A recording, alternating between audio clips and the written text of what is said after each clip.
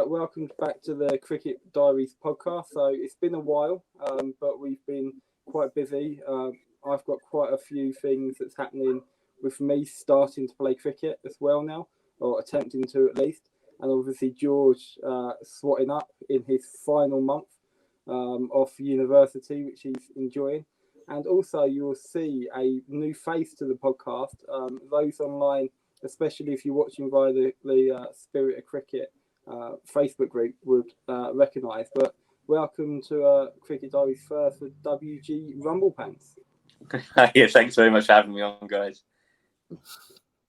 It's also nothing to do with the fact that WG is a Gloucestershire fan, and after a good start of the season for both Sussex and Hampshire, me and George didn't want this to be a morbid podcast today, so we thought we would go and get a Gloucestershire fan on just for the fact that they've been winning on Sky Sports. So, guys, thoughts on the championship. So, shall we start with George?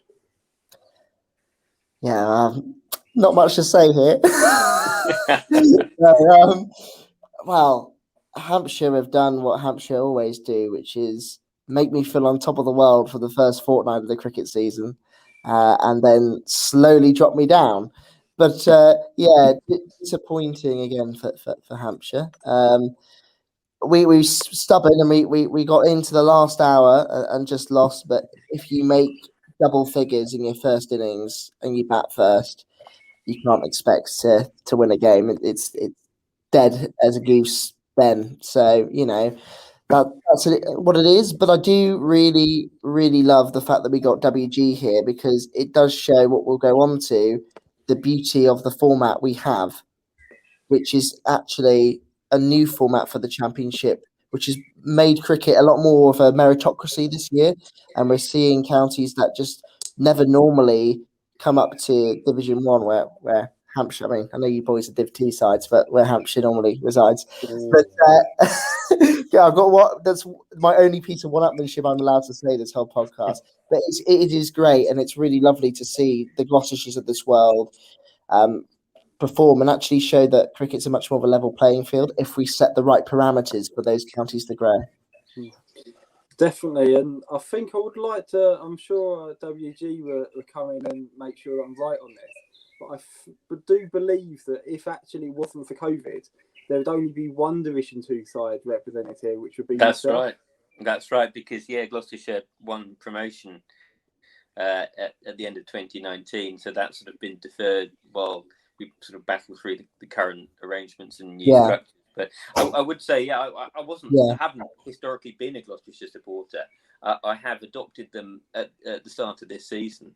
I sort of didn't have a particular affiliation to a county side before this year.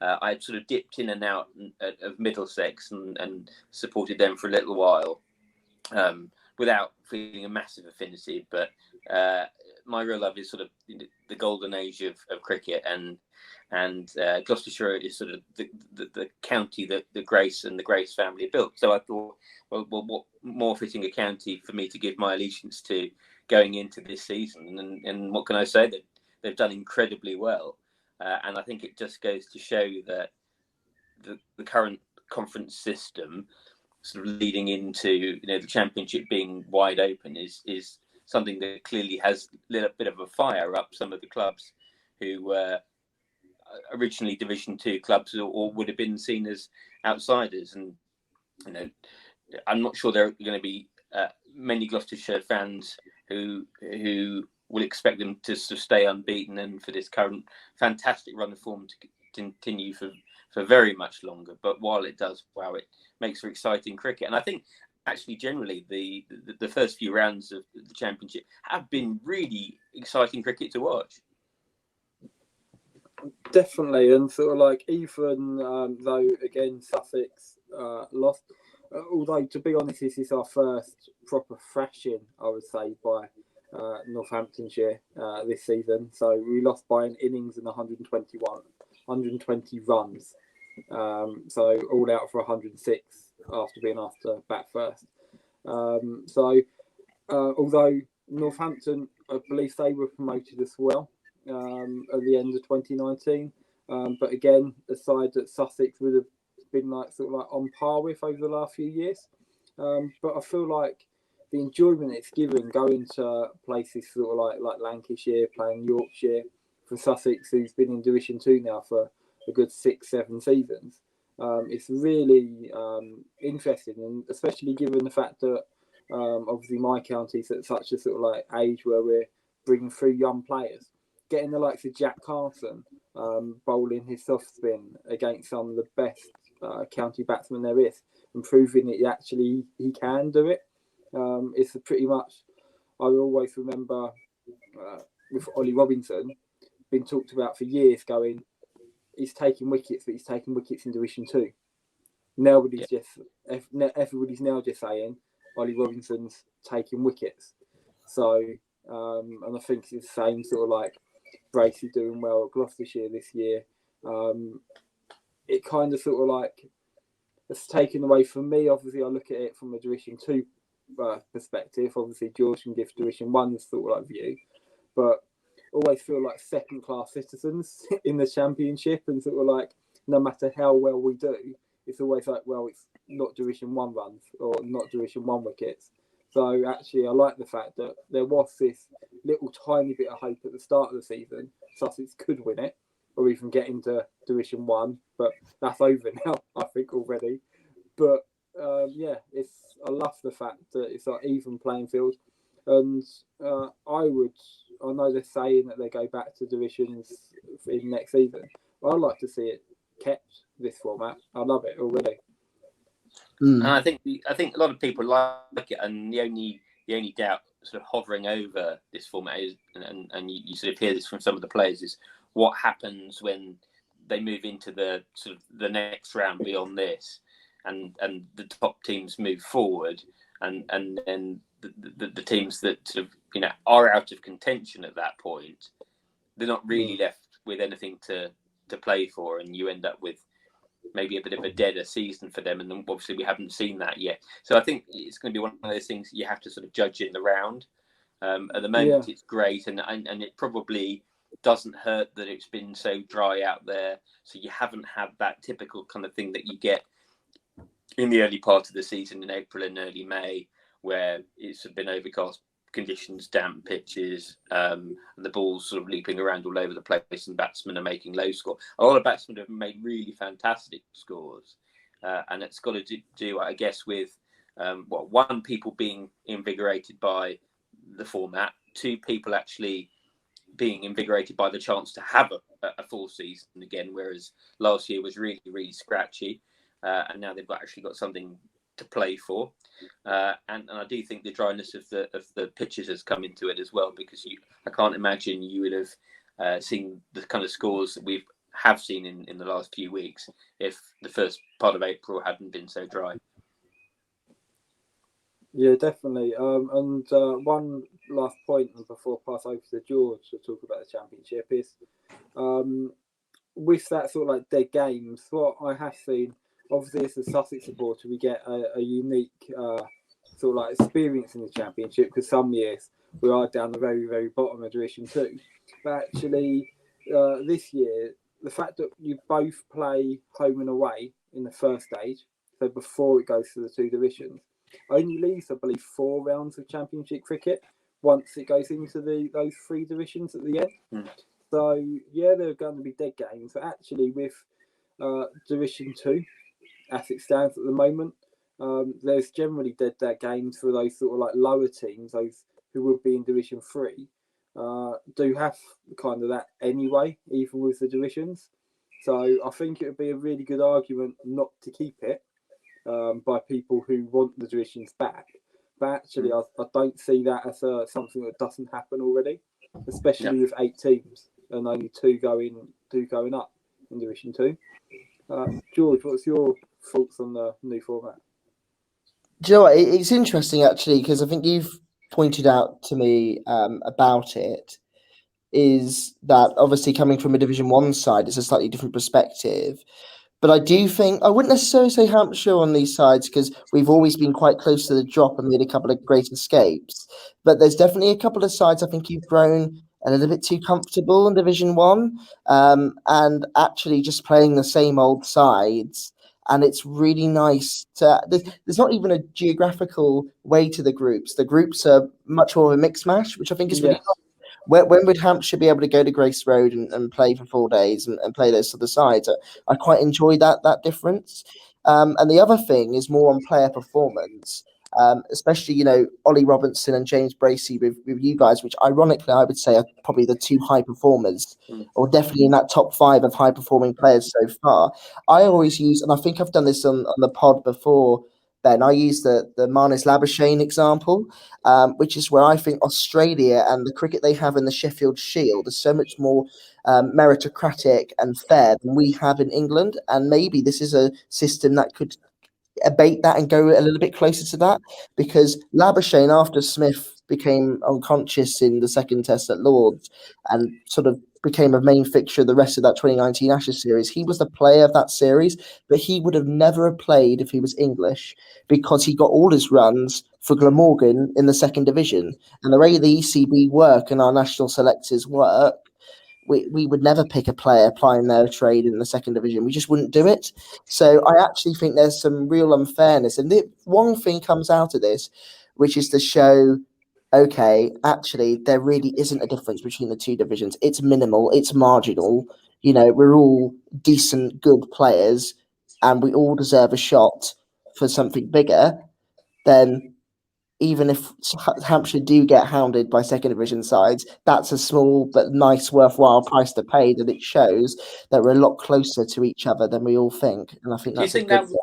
Do you think sort of the England management and Chris Silverwood in particular, I guess now in his new role as selector and coach, do you think they're already waking up to that? Because obviously Bracey was there in the bubble with them. Crawley's come through as well. Do you think actually that, because a lot of 6 months ago, 18 months ago, commentary would all be around second division runs, second division wickets, but I'm just wondering whether actually the thought process has already started to change at the ECB on that kind of stuff, given the players who are now in and on the periphery of England. I mean, I'd hope so, and I think it has to, WG. I mean, at the end of the day, I think that England must be. I think you're right. I think we're going on to something which is correct, because I think there must be something in the ears of the ECB to change a system of a national selector which has been there for over a century. Of that system of having the national selector and bringing it back. I think it's 120 years, and bringing it back to a coach. There must be something, because also if we talk about the wider realms of cricket, making sure cricket works in this country, making sure cricket's viable, what is the point of the ECB creating a second division and then just laughing at its face and not waking up to it and not taking any notice? All you've got is half of those 18 first-class counties just being ignored. And financially, morally, on every different level, that is just a waste of time, money, effort.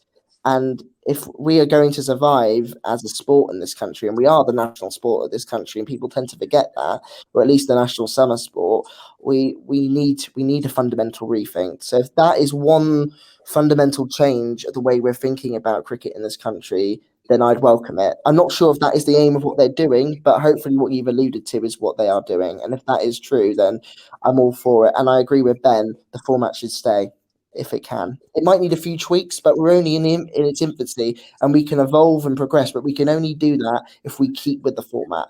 Ripping up and changing things every year isn't going to do any good for the county champ. Fans are just going to find it more confusing, and it just won't work. And this has really come together. Everyone loves it right now. So if it ain't broke, don't fix it. Yeah, I think going back to the two division format after the fun that we've all had with the new format this year, I think it just will feel like a step backwards. Definitely. And obviously the big news in county cricket this week is its return to Sky Sports. Yes, it's behind a paywall, but as we spoke about before the podcast, hopefully the sort of like the casual sports fan would have seen it. And not only was it back on Sky Sports, they trusted the excellent coverage at Middlesex gave and used their feeds as well. So I definitely had dual screens. The few times I was able to, between work, watch some county cricket, I had the Middlesex Gloucester game on in the back. Just absolutely loved it. So what are your thoughts of that, guys? Yeah, I think it's brilliant, and I think the viewing figures that have been there, and I heard the figure of 3 million views bandied around, certainly in the last round of matches. I think it just goes to show that people really are interested, and the stereotypes of county cricket supporters, can't be representative of the genuine level of interest that's out there. Yeah, and George? What I really like about, I think what cricket has done is they've made the most out of a really bad situation with COVID, and one of the shining lights is the streaming service they're now able to provide.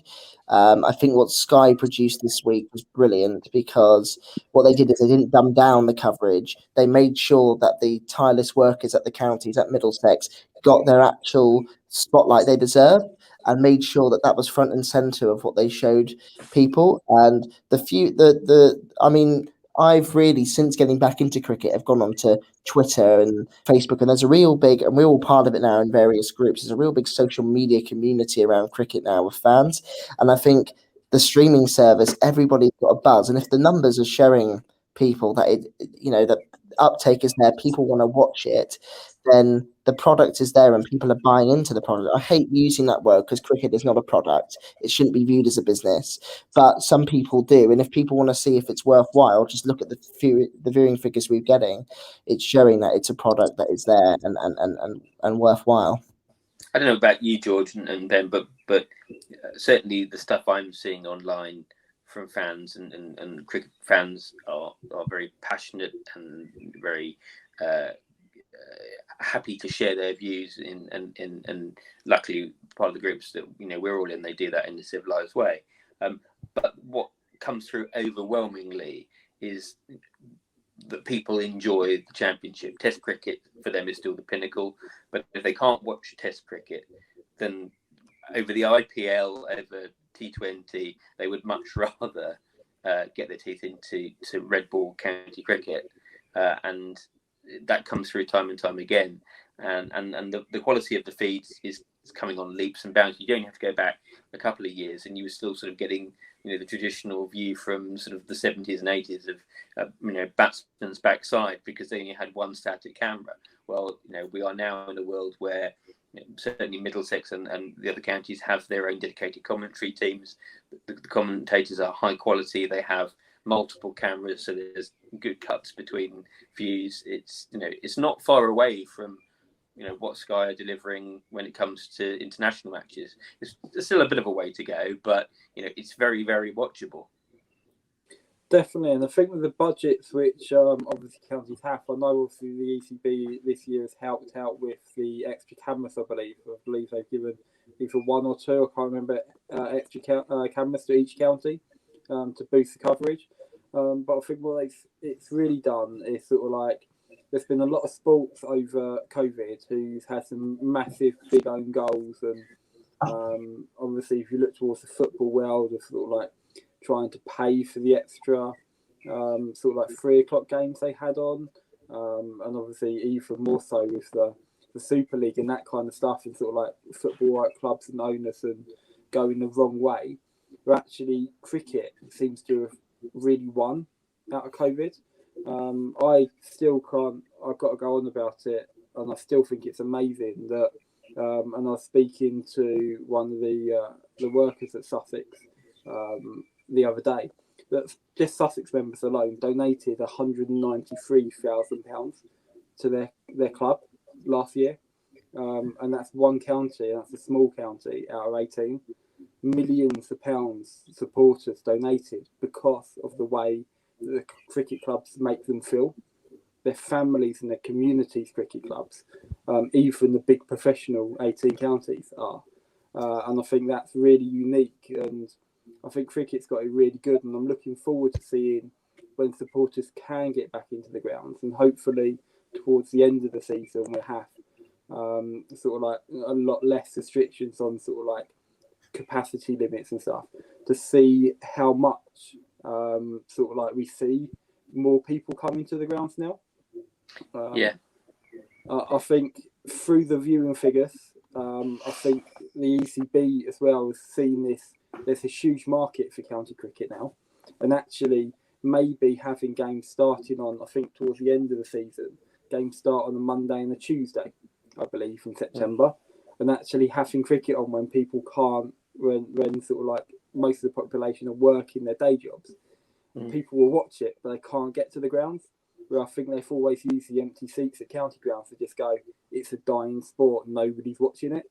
Where actually, if you give access to people, they can and they will watch it. So I don't think it's a product which is wrong in terms of obviously the horrible word. It felt weird, but I don't think the actual county cricket itself is broken.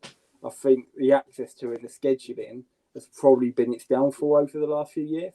And I think over COVID, we've learned so much, and hopefully we'll be able to get it right for years future going forward. I don't know about you, but I've really enjoyed that for the most part, matches have started on a Thursday and continued on to the weekend, because it does feel like people have been able to engage with that. And whatever product, whether that's county cricket or T20, the Blast or the 100, I think the scheduling just has to be consistent, so that if people are going to turn on, they know when they need to turn on, and it's the same week to week. While and we all know that the championship is going to be played in blocks, and that to some degree is unavoidable at the moment. But to know that you can turn on a Thursday through to a Sunday and watch, I think is really important. So I think it's a shame if towards the end of the season it sort of flips back towards the beginning of the week. So I think that's going to make people's lives more difficult when it comes to actually tuning in. Yeah, so I've just got the last 4 games here. So I believe the last one's on the bank holiday weekend, starting on bank holiday. So you've got Monday the 30th of August, the 4th to last game. Then the next 2 games start on a Sunday, and the very last week of the season starts on a Tuesday. Whereas the first 8 games for Sussex all start on Thursday. So we seem to have got the first part of the season really right. But it seems to be when the T20s come into it, possibly internationals as well, because I'm only looking at the county fixture list. That seems to have gone a little bit off piece towards the end. But yeah, so anything else on county cricket before we move on to the next part? I just think I just want to reiterate what's been said, really, and agree with a lot of it. I also think what I would definitely agree with is that the modelling of how some people view cricket, I think the death of cricket has been majorly overestimated and very prematurely judged, because there's a lot going. I mean, I'm not really a Formula One fan, but I know a lot of people who are. Millions of people are, but millions of people are F1 fans, but have never been to a Grand Prix in their lives. Doesn't mean they're not F1 fans. It's similar to county cricket in a way. I think what I've really liked is now with the streaming, you've got a constant fan presence. There's always going to be cricket on, which I like. Number 2, agree with WG's point. I think they're almost doing like test scheduling now, where you would start it on a Wednesday or a Thursday, so it goes into the weekend. That's really good. When we get fans back, that will naturally be better for fans coming in. I also think as well, it especially going to the GS Bowl and being a member like you are at Hove, Ben, but the GS Bowl, when there's not many people in it, you really feel that the vacuousness of it and the fact that there isn't many people in there. And I've always thought, and I worked at the club for over a year, and I did a bit on the ticketing sales there, so I sort of got a little bit of an insight into it. And I've always thought it never made sense to me why they didn't just make it a little bit easier for people. They used to do it at tests a bit. Why don't, if it gets to 5 o'clock and it's sort of peak summer where you'll have an evening session that goes on to 7, you don't just slash the prices to get people in who are coming, they might be working in Southampton and they'll just come for the last 2 hours off from work or something like that. There were so many little things we can do that actually wouldn't hurt the club financially. They put more bums on seats, would make cricket more family friendly and accessible. and would just help the image of the sport. There's so many little things we could do to help ourselves, and hopefully this sort of year and a half crazy experiment we've had with COVID will help make sure that the counties and the people in charge of cricket have a few more ideas to think, actually, we can do this now. And cricket can be really adaptable, and there's a lot of good things we can do. We just got to make sure it happens. Definitely. Yeah, there's not going to be a one size all fits all solution, but George is absolutely right. Counties, and certainly those who don't benefit from, say, the people flooding out of offices in London, have to be more innovative about the way they just attract people through the gates. And once you've got the people through the gates, they're going to be spending money in the food outlets and in the bars and in the gift shops and everything else. And hopefully they'll come back again and actually pay the full ticket price to start watching from the first part of the morning session. So I think George is right. Let's get the people in. Let's get the families in into the evening sessions. Let's make it really, really easy for people to enjoy county cricket, particularly if there's an opportunity for people to watch it other than in April and September. And let's market the product a bit more intelligently, so that people who not only the people who naturally gravitate towards it, but perhaps the people who might not naturally gravitate towards it get some experience of how brilliant it is. Definitely. And sort of like I for one, when I remember being a kid and sort of like going sort of like to a couple of county games after school, and they're like, one of the stewards is just literally like, look mate, if you come back after 2, we'll let you in for free. So I used to love that as sort of like a 14-15-year-old, and that's kind of sort of like got me my sort of like introduction into sort of like county cricket. And I think my first membership price I paid at Sussex was £20 for the year as a 15-year-old. And sort of like that is something that even on a very, very low budget at the time was affordable to more or less everybody. And just sort of like, it's even just trying to do things that sort of like that, and like trying to find those people who have that little interest, but doing what they can to attract new people into it, because it's a great thing. We all love it. We all think it's the best sport going, I'm sure. More so for sort of like the story around cricket as well, more than just the actual cricket itself.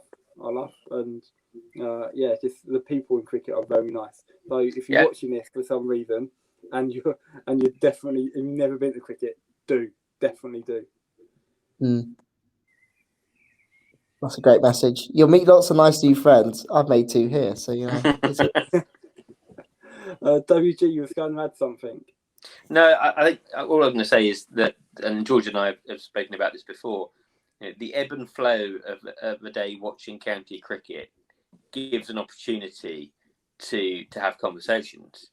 And I've certainly been, and you just end up talking to the people who are sitting nearby and exchanging views. And I know that George, having done that when he went back to watch Hampshire after having sort of some time away from cricket, very quickly made a whole bunch of new friends, to the extent that when Hampshire sort of got into finals day, he was sort of dancing and singing and waving banners with people he didn't know at the start of the season. So there you go.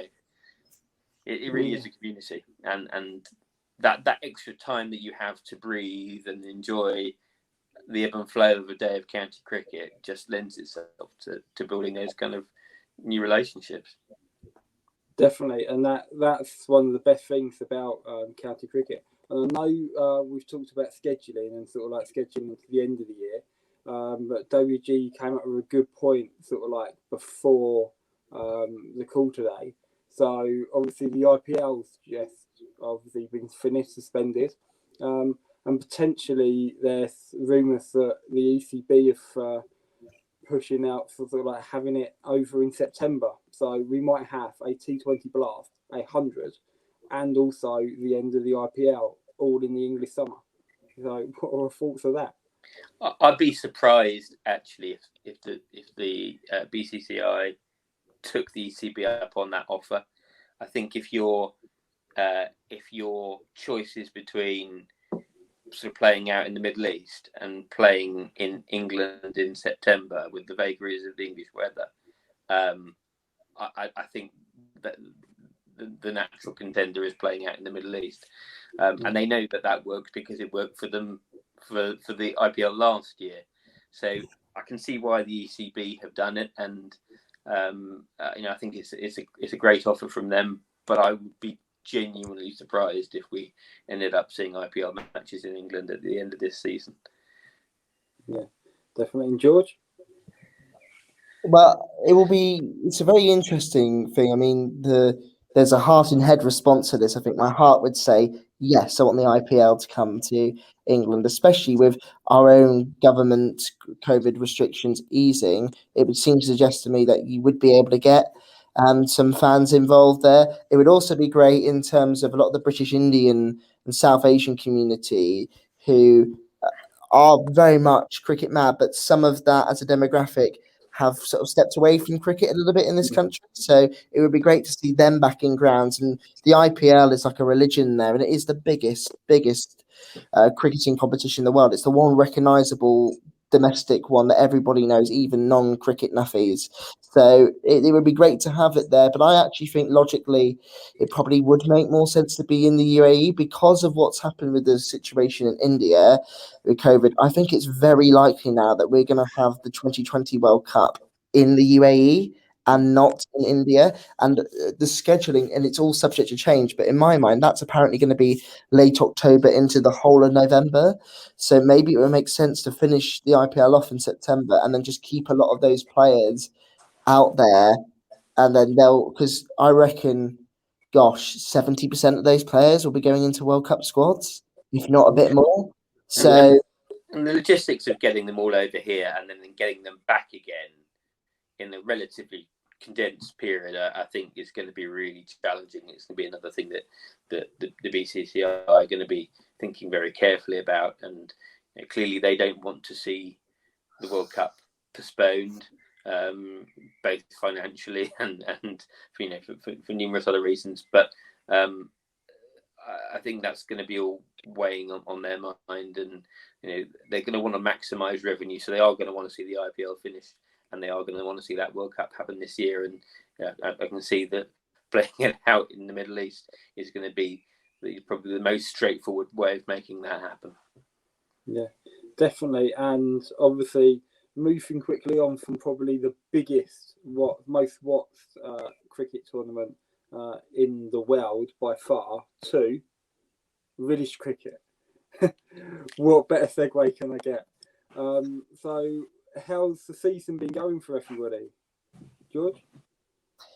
Well, yeah, it's I've had to take a little bit of a hiatus with my uni dissertations coming in, but I've managed to soak up that first month of the season, which is actually one of my favourite moments because I always think we're a bit like hedgehogs. I always find us cricket fans and cricket players because we hibernate in the winter, and then as soon as there's a little peak of sunshine and plus 10 degrees weather, well, not all the time, we're straight out there like a shot and we're ready for the season. So I've really enjoyed getting back out there. I've become a captain in my final year of the university third 11, which I actually created because when I got to my uni, we got an amazing club, but their first and second teams play in the big university leagues, playing some of the unis that actually play our counties in the pre-season games. So like real high level. And, I'd like to think I'm an okay cricketer, but unfortunately you'll probably never see me on that level. But I thought there was a real opportunity, a niche in the market for a side that was like proper played in the right spirit of cricket that we all are so mad about and passionate about, and something where you can develop players and play cricket, proper Sunday cricket for what it is, and get the enjoyment and develop skills and develop players. So I became captain of that. We've played 3 matches, 2 40 overs and a T20, and I'm proud to report that as a manager of the third team and captain for the first game, 100% win record. So it's my one good thing in cricket. So I'm going to keep on that and hope it goes for as long as possible. But yeah, it's just been great to be back, and it's brilliant. So yeah, long may it continue. Yeah, and I'm the same. I mean, I haven't played yet this season, but it will happen at some point, I'm sure. But what I've been doing, and what I do for my local club, Saffron Walden, is I do all their social media and a few other things behind the scenes as well. And one of the things I find particularly rewarding is helping out the Sunday morning where all the training for the sort of under fives up to under 10s happens. And we've had such an influx of kids this year. Last year was a bit of a broken season, and we still had good numbers in, and we got training going in July all the way through the summer holidays, where normally we would start in April and finish as the school summer term sort of draws to a close at the end of July. But we had a good number of matches last year. In fact, some of our junior teams won tournaments, and I was there at the ground this morning, and probably easily 100 kids there, really enjoying themselves. Some of them playing cricket for the first time. You can sort of, you can see them learning to bowl, learning to bat, and it was really fun to be involved in that. And so I found that particularly rewarding. And I, for the first time, people who watch Cricket Diaries has probably seen my shocking video of my batting for Cricket District last year. If you can call it batting, because I was swinging for each three of the balls after they passed me. But I've joined St Andrews in Burgess Hill through a colleague of mine, and I've netted twice now, bowling wise, and for the first time bowling on a proper wicket. I'm loving it, and also very surprised at the fact that I've got a decent line and length somehow on the majority of my balls. There are a few which go off the side and don't make it down the other end without bouncing, but they are rare now, and definitely saw an improvement from week 2 from my week 1. Even trying to throw a few variations to bowl out my colleague, although I just missed. He just edged me this week, so my target for week 3 is to definitely come on here and say I've bowled him out.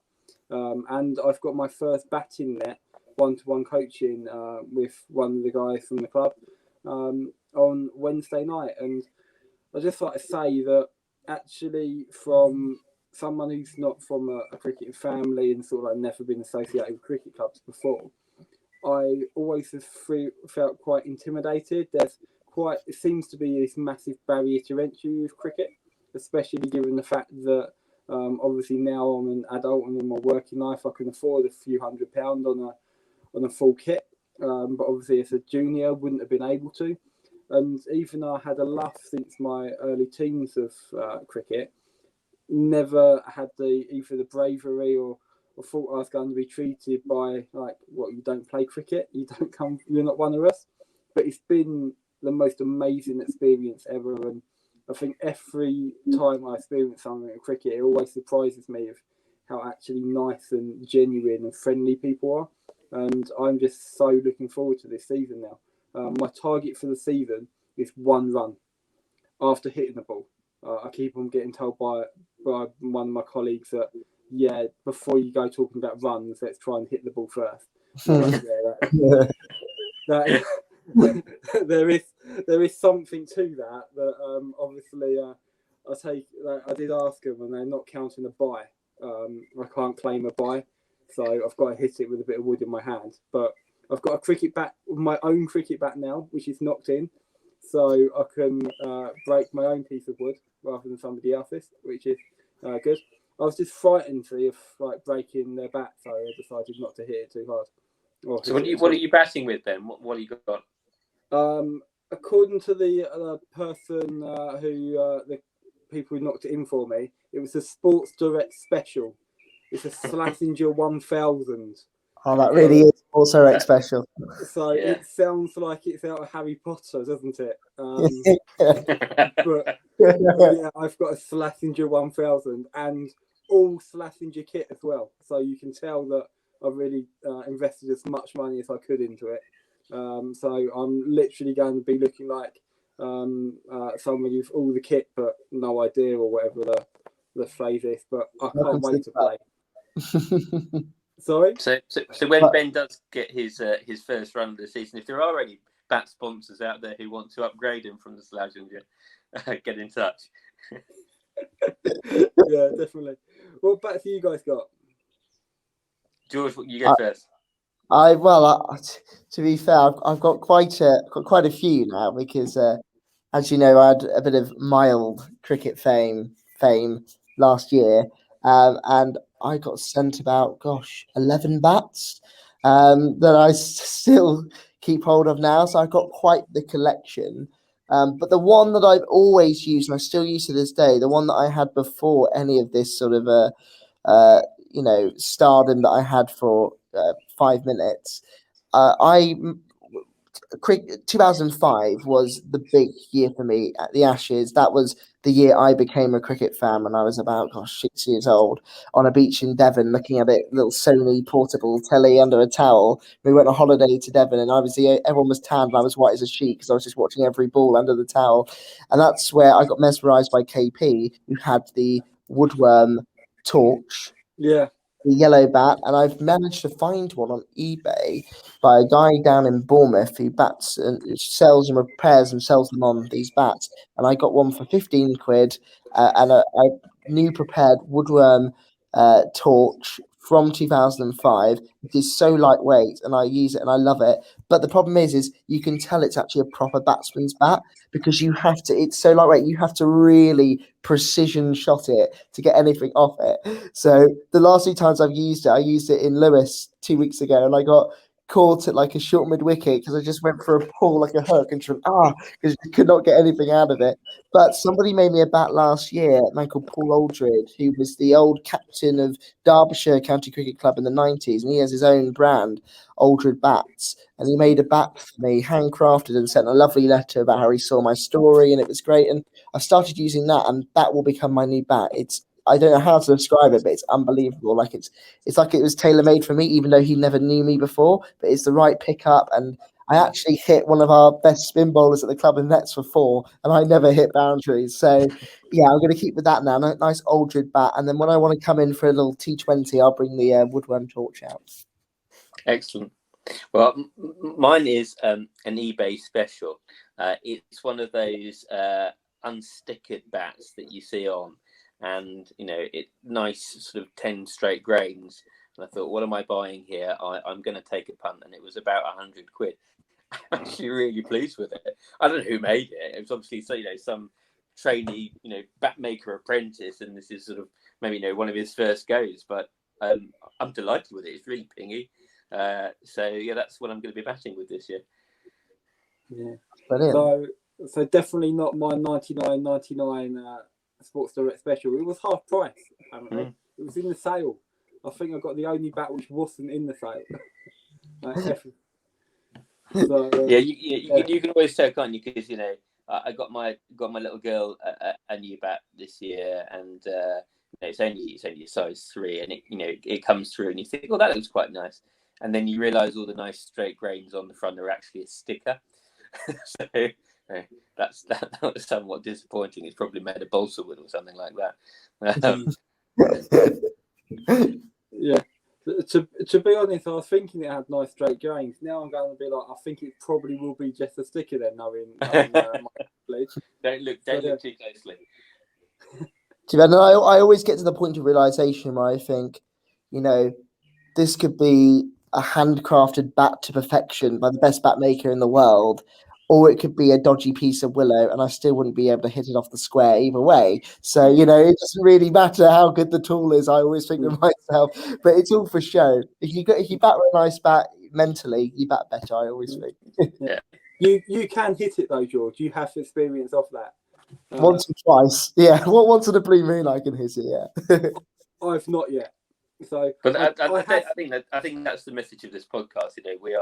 We are very dodgy club cricketers at best. Although George is, by far the better player out of the lot of us. But hopefully, the enthusiasm and love for cricket and the cricketing community at our clubs is what comes through. And if other people can sort of sense that from watching this, and then be inspired to get involved in cricket and their local teams and just go along, because I think they'll find they'll get a really warm welcome.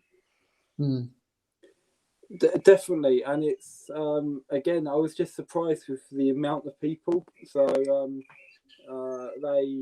St Andrews play a place called Sydney West in Burgess Hill, and I was walking over there, and I was honestly, when driving I was expecting probably 20 to 25, and there must have been over on a Friday night. There must have been over 100 kids playing cricket, and it was amazing. And you can just tell the enthusiasm they have, and even when they're waiting sort of by the nets and waiting to bowl, they're all talking cricket and everything as well. And it was just amazing to see. And the best thing I like about the nets, which I'm playing at the moment, are first, second, and third 11. I don't know I've got no experience of nets, so I don't know if it's like it everywhere or if it's just my club. But the first, second, and third all net together. Yeah. So you generally do have the better players on one side and then me and the rest on the other. But it was actually just being able to watch some of these guys, and I'm like, they're really good. It's just amazing, and there's nothing like. People say gyms and stuff can be quite intimidating because you have the people who are sort of all big, strong, and know what they're doing, and then you have the fat, unfit people like me, and it's horrible. But at cricket, every shape and size is welcomed, and I love it. And I just can't thank all the people at St Andrews for being so kind to me already. So I think this is sticking with life now. Sorry, Becky, if you're watching. But yeah, you won't see a lot of me each summer. Anything else from either of you guys before we wrap up? No, I just hope people really enjoy their season. It feels like we've all been let out of our cages in the last few weeks. Now cricket's been sort of out there and going again. So I hope people have a really fantastic season, and hopefully the Great British weather won't let us down too much. Definitely. And George? Yeah, no, I completely echo those words. I just think my message to people would be, don't be afraid to immerse yourself in your local cricket club, because cricket is not just about what happens on the field. I know it's such a cliche, but it really is more than just a sport. I mean, I wouldn't be sat here today alive speaking to you guys, talking about the passion I have for cricket, if it wasn't for me getting back into this sport, and if it wasn't for this sport sort of reaching out to me. And I know I'm not the only one. There's a lot of people who've had similar stories to that, where they've had hardship in their lives and they've channeled their emotions into sport, and it's the best decision I ever made. And if people can even find one crumb of solace and joy in cricket, don't care what other people think about it. Don't care if you think it's uncool. It's not. It's amazing, and just go for it and enjoy your season. Definitely. Have a good season, everyone, and go well. Take care. Bye-bye. Bye. Bye.